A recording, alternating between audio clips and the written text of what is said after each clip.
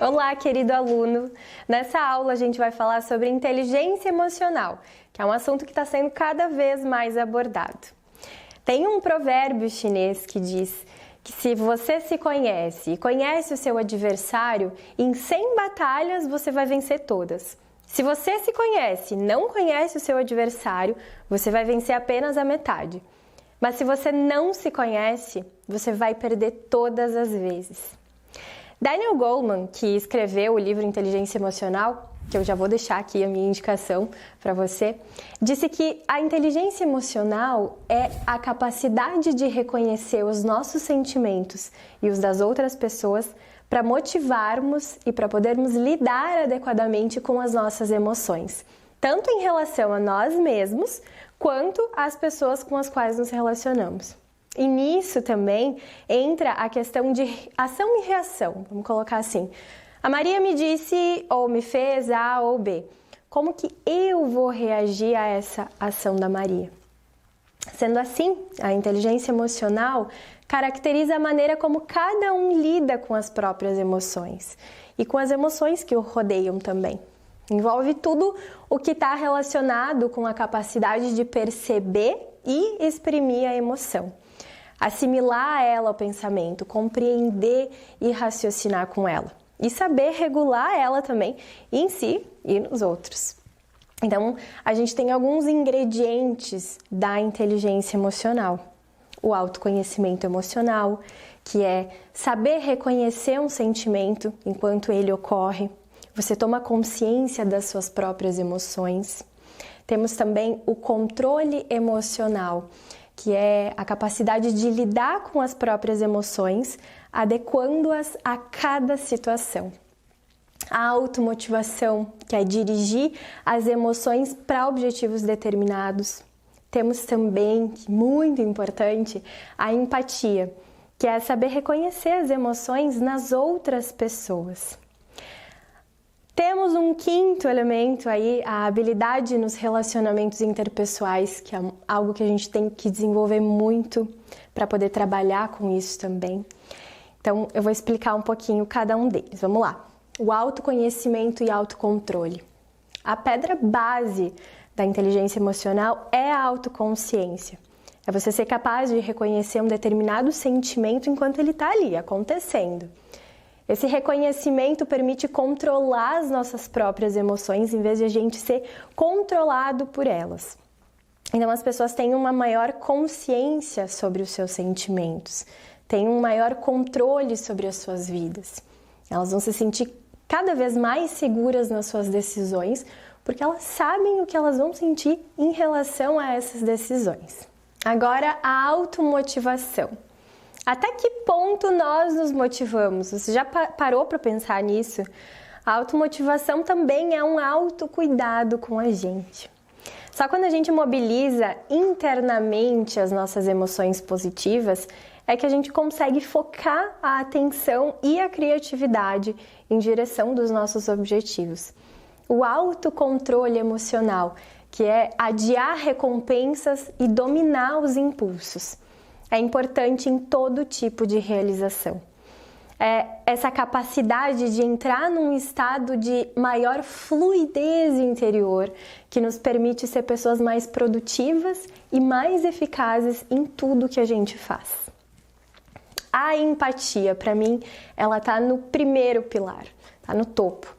A empatia é uma ferramenta poderosíssima e é uma das mais importantes aptidões pessoais que a gente pode ter. As pessoas empáticas são mais sensíveis ao que os outros necessitam ou desejam. No fundo, é através da empatia que se criam as pontes de comunicação entre duas pessoas. Não só através das palavras que a gente escolhe para transmitir uma ideia, para que ela seja perfeitamente entendida pelo outro, mas também na maior ou menor capacidade da gente se colocar no lugar do outro, de calçar os seus sapatos, bem essa expressão. A empatia significa a capacidade psicológica de sentir o que o outro sentiria se estivesse na mesma situação. Então, é você tentar compreender sentimentos, emoções, procurando experimentar de uma forma objetiva e racional o que sente o outro indivíduo.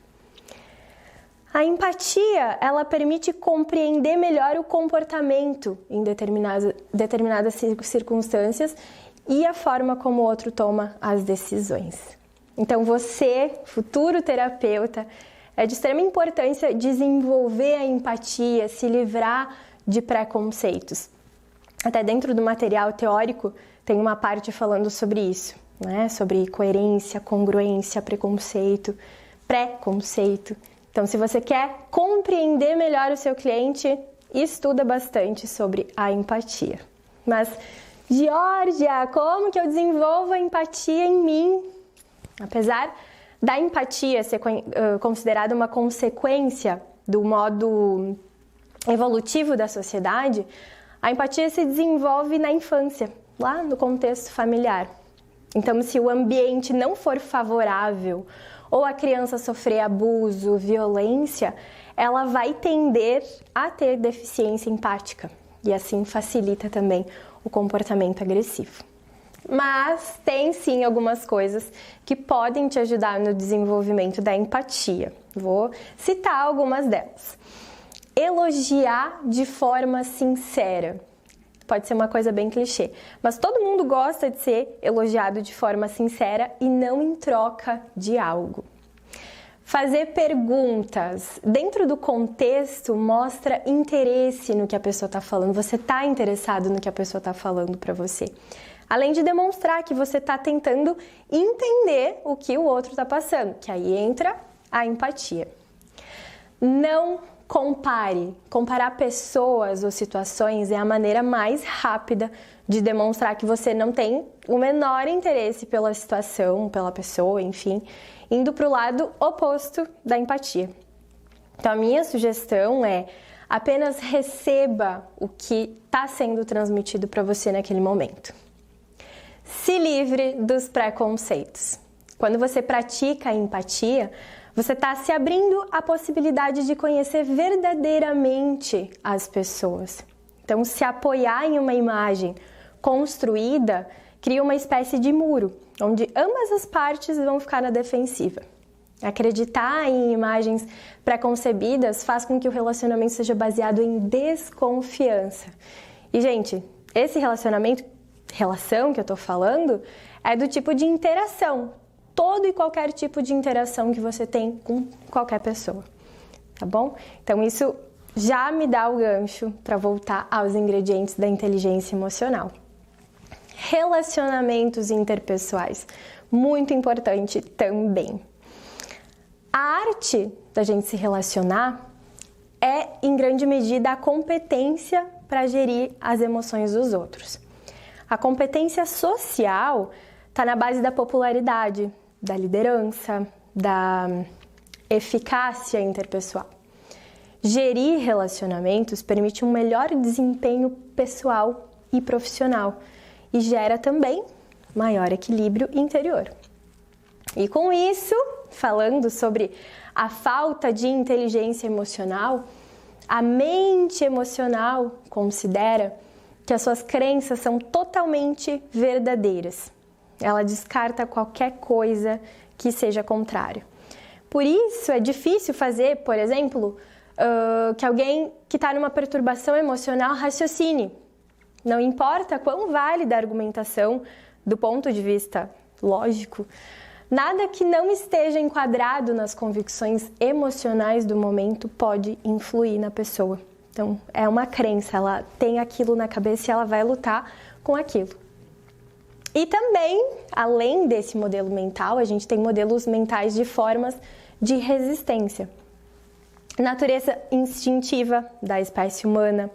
Nós somos seres que resistem a mudanças. Então, isso faz parte da nossa própria natureza. A inércia, que ocorre em função de como se estrutura a sociedade. Ela se relaciona ao modo de como nós nos deslocamos, os movimentos dentro dela, que pode ser muito lento em função das nossas próprias estruturas. A satisfação, que é quando as pessoas elas estão felizes com o seu modo próprio de viver e o seu status. E o medo do desconhecido também é uma forma de resistência que tem medo do novo, é uma neofobia. Pesquisem sobre isso. O ego, quando a pessoa não aceita ser criticada e somente vê ela mesma. A falácia de exceção, quando a gente admite que as mudanças acontecem em outros lugares e não na nossa organização, como se a gente estivesse livre da influência do mundo. É um raciocínio falso. E também temos o chauvinismo, não sei se você já ouviu falar, mas é quando a gente defende ferrenhamente os nossos interesses. É como dizer que a maneira como a gente faz está certo e a do outro está errada. E então tudo isso são formas de resistência do ser humano, baseado em valor moral, em crenças limitantes que a gente traz dos nossos pais, da nossa família. É um pouquinho complicado, né? Então, por isso que eu bato muito na tecla do autoconhecimento. Você se mantém atento ao que você está sentindo internamente. Assim, você é capaz de registrar com imparcialidade tudo que passa pela consciência. É uma autorreflexão. É como se você parasse por um segundo, se olhasse de fora de toda a situação. Por exemplo, você está pé da vida e aí você para e pensa: o que eu tô sentindo nesse momento? O que eu tô sentindo é raiva? Por que eu tô com essa raiva? Então, o autoconhecimento vai te ajudar a ter a opção de não agir movido pela raiva. Mas você também vai tentar se livrar dela, porque você vai estar consciente dela naquele momento. Nesse momento em que você toma consciência, os circuitos neocorticais, lá no nosso córtex, eles vão estar monitorando a emoção. E esse é o primeiro passo para adquirir o controle. Isso é autoconhecimento. E agora eu te pergunto, quem é você? Quais as emoções que mais te afetam? O que você está sentindo nesse exato momento? Essa emoção, ela é realmente sua? Quais foram as emoções que você veio trazendo o dia inteiro com você? Uma outra dica para trabalhar as emoções é você entrar no flow. Você já deve ter ouvido essa expressão. Quanto mais em flow a gente tá, quanto mais em flow a gente for capaz de entrar, maior vai ser a nossa capacidade de ter controle dos impulsos. E aí a gente faz aquele adiamento da satisfação. A gente vai exercer o controle do estado de espírito. Vai ter motivação para persistir e tentar novamente, apesar de todas as adversidades. E aí a gente vai atuar com mais eficiência. Aquela coisa da automotivação. Então, trabalhe suas convicções, suas crenças de vida, no que eu acredito.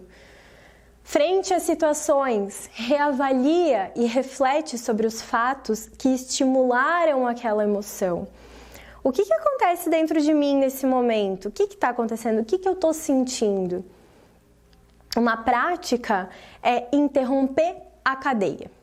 Diante de emoções, aquelas emoções intensamente negativas, como a raiva, a ira, o descontentamento, a tristeza, busca uma distração, que é uma associação de uma emoção negativa a uma positiva. E aí vai ter uma redução na intensidade dessa emoção original.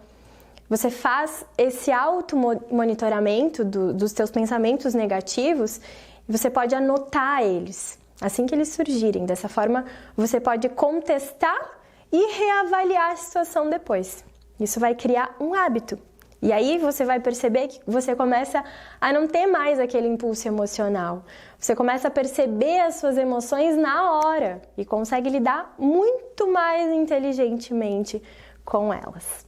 Então, recapitulando os aspectos fundamentais da inteligência emocional. Primeiro passo, reconhecer as emoções.